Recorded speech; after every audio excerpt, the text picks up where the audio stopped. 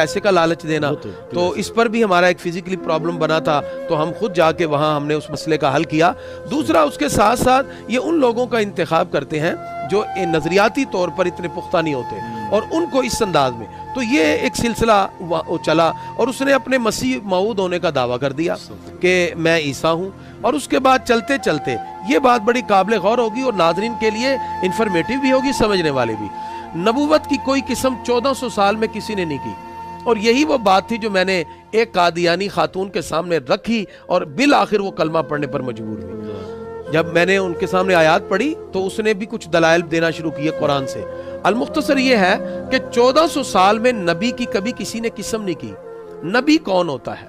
नबी या रसूल ये वो मनसब है जो अल्लाह रब्बुल इज्जत ने ऐसे लोगों के लिए मुंतखब कर दिया जिनको परवरदिगार ने मबऊस करते हुए उम्मत तक पैगाम